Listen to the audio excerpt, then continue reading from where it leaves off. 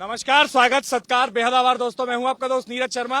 अभी साथ में बैठे साथी आपको ऐसी कहानी सुनाएंगे कि भैया 10 लाख रुपए में शादी करने की बात तय हुई, बेटी देंगे 10 लाख रुपए लेंगे। बेटी वाले हमारे साथ में ये भाई साहब बैठे, इनकी बेटी की शादी हुई, इनके बेटे की शादी तय हुई। ये सीकर के रहने वाले हैं, मथुरा के रहने वाले हैं, भाई की इनका भाई है। इन्होंने ये तय किया कि हम आपको 10 लाख रुपए देंगे, बेटे वाले बेटी वाले को 10 लाख रुपए देंगे, 5 लाख रुपए लगन तक देंगे, 5 लाख रुपए लगन के बाद शादी तक देंगे। उसके बाद 4 लाख रुपए पहुंच गए बेटी वाले तक और अचानक फिर फोन बंद करके गायब है। अब जैसे तैसे करके पकड़ करके यहाँ बेटी के पिता को बिठाया और बातचीत आपके सामने करने की कोशिश कर रहे हैं। क्या पूरा मामला, एक बार विस्तृत मामला समझाओ दादा, कहाँ के रहने वाले हो और नाम बताओ। हम सीकर से हैं, श्रीमाधोपुर तहसील है, गांव रामपुरा है। और इन लोगों से जो बात हुई 10 लाख रुपए में बात तय हुई कि 10 लाख रुपए में शादी करनी है। उसमें इन लोगों ने बताया भाई 5 लाख रुपया हमारे को लगन तक देना है। उसमें से हम लोगों को 3 लाख रुपया लगन देने से पहले देना था, लेकिन इन लोगों ने बताया कि हमारे को कुछ प्रॉब्लम है, पैसे की दिक्कत है, इसलिए हमने इनको 1 लाख रुपया लगन से पहुंचाने से पहले ही दे दिया। और जैसे ही इनको 4 लाख रुपए का पेमेंट आया, सुबह 11 बजे तक 4 लाख रुपए का पेमेंट पूरा हुआ। इन लोगों ने शाम को 4 बजे मेरे को दोबारा फोन करके बोला कि हमारे को 30,000 की अर्जेंटली जरूरत है। तो इन लोगों को 30,000 रुपया नहीं डालने पे इन लोगों ने रात में शाम को 9 बजे फोन बंद कर लिया। रात को फोन बंद करने के बाद में इनका लगन जाने वाला जो सिस्टम था वो मेरे को फ्रॉड महसूस हुआ। भाई ये लोगों ने फोन बंद कर लिया तो सुबह कोई लगन देने वाला है नहीं। तो हम लोग रात में गाड़ी लेके आए, सुबह इनके घर गए और घर जाके इनको साथ में लिया, साथ में लेके यहाँ वापस भरतपुर आए। भरतपुर से हम यहाँ संतला नंगला गए, संतला नंगला जाकर के सुंदर जी के घर पे, सुंदर जी के घर पे जाके देखा तो सुंदर जी घर पे मौजूद नहीं थे। सुंदर वो बिचौलिया है जो बीच वाला दलाल जो शादी करवा रहा था, जो शादी करवा रहा था। और जितना जो पेमेंट डाला है वो पेमेंट भी सारा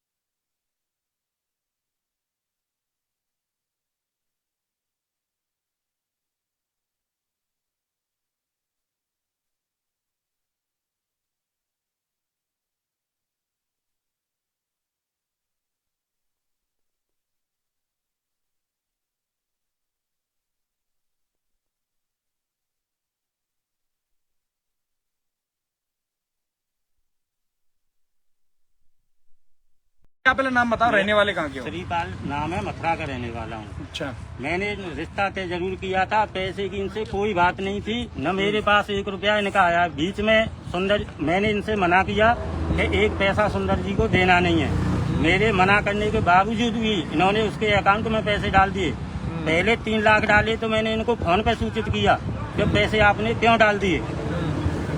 और मैंने आपको किया था सूचित के फोन पे कि भैया क्या डाल रहे हो पैसे? तीनों को किया था, तीनों को किया, नहीं किया तो खाते में डालना है। तो बात हो गई हमारे को। तो जैसे जैसे सुंदर बोलेगा वैसे वैसे हम लोग डालते गए पैसे कि भाई ये आज वो मैं गार्डन बुक कर रहा हूँ, आज हलवाई बुक कर रहा हूँ, आज मावा बुकिंग कर रहा हूँ, आज ये कर रहा हूँ, वो कर रहा हूँ। तो सब चीजों के लिए जैसे जैसे बोला वैसे वैसे पेमेंट डाल दिया हमने। और 20,000 रुपये के लिए इन्होंने यहाँ वो तो भरतपुर में होटल में बैठ के इन्होंने कहा कि मेरे को अर्जेंटली जरूरत है कि 20,000 रुपया मेरे को आज ही चाहिए। तो यहाँ भरतपुर में बैठ के 20,000 रुपया फोन पे करके गए थे। वो भी वो उन्हीं सुंदर जी के खाते में इन्होंने करवाया और सुंदर जी से इन्होंने कैश लिया है 20,000 रुपया। और ये सुंदर है कौन? ये सुंदर को कैसे जानते हो तुम?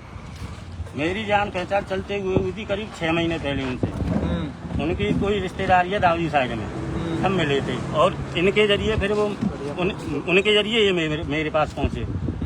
मेरे पास 1 पैसा नहीं आया है, न मेरी कोई डिमांड थी। इन्होंने पैसा डाला। बार बार सूचित कर रहा हूँ कि पैसा क्यों डाल रहे हो, 17 तारीख का मैं रिश्ता नहीं करूंगा क्योंकि मेरे घर में प्रॉब्लम है।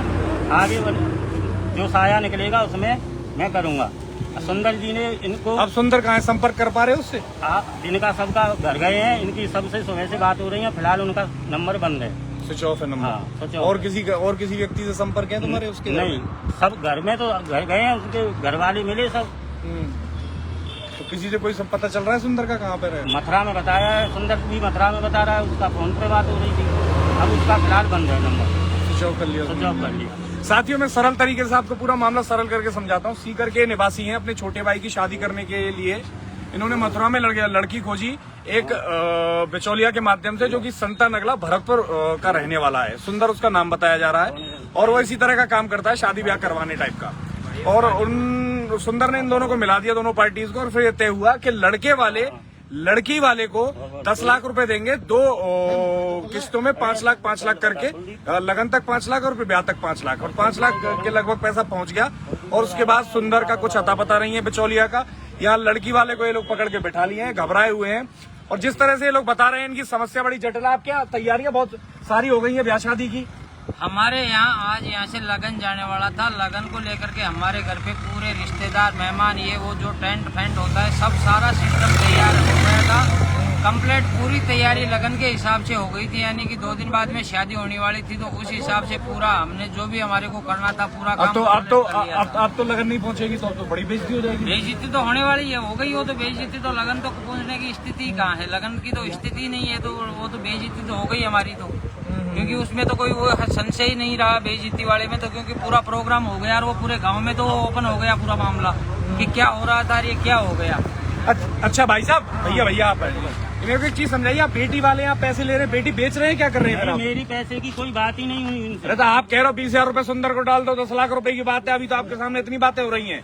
मैंने 4 बार कहा वीडियो में 10 लाख की बातचीत थी। मैंने 10 लाख रुपए बेटी का ब्याह करने के प्राप्त कर रहे हो, क्या कर रहे हो? बेच रहे हो क्या? मेरी 10 लाख की या दहेज ले रहे हो? मेरी कोई बात नहीं थी 10 लाख की। सुंदर जी की होगी, उन्होंने रोड करके इनसे बात की है, उन्होंने अपने खाते में डलवाए हैं। अच्छा, आप कोई पैसा नहीं ले रहे थे? नहीं, कोई पैसा नहीं ले रहा, कोई पैसा प्राप्त नहीं कर रहे। सुंदर ही सुंदर बीच में सुनो, सुंदर को बुला दो, मेरे सामने बात तो कराओ भाई, मेरे जभी तो के लिए होगा। अब वो कहते हैं मेरे से 20 लाख ले गया, मैं कैसे मान लूं? को लाओ, मेरे सामने बात कराओ। साथियों, क्या पूरा मामला लगता है आप जरूर कमेंट करके बताइएगा। बेटी बेचने का एक मामला लग रहा है एक एंगल से लग रहा है कि दहेज उल्टा लड़की वालों की तरफ से लिया जा रहा है। दूसरा, मुख्य भूमिका सबसे बड़ा सरगना ये संता नगर निवासी सुंदर नजर आता है, जो पैसा लेकर फरार है, और पूरे गेम का सरगना भी यही नजर आता है। जैसे तैसे ट्रैप करके एक बेटी वाले को इन लोगों ने बैठा लिया है। 7-8 लाख रुपए के आसपास इन लोगों के इन्वेस्ट हो गए। सीकर निवासियों के गांव और अपने क्षेत्र के अंदर बेइज्जती हो रही है, सो अलग पूरा व्यवस्था वहां बन के तैयार हो गई है। और अब ये यहाँ भरतपुर में बैठे हैं और ये व्यवस्थाएं ढूंढ रहे हैं कहाँ ये लगन में अपने लगन वालों का स्वागत कर रहे होते अपने क्षेत्र में। कितनी रुआसी कर देने वाली कहानी है। आप वीडियो को शेयर करके कहानी को सब तक पहुंचाइएगा।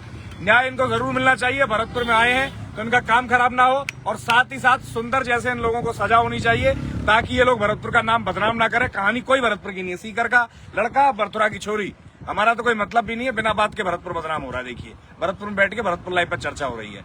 वीडियो को शेयर कीजिए, सब तक पहुंचाइए। जय हिंद, जय भारत।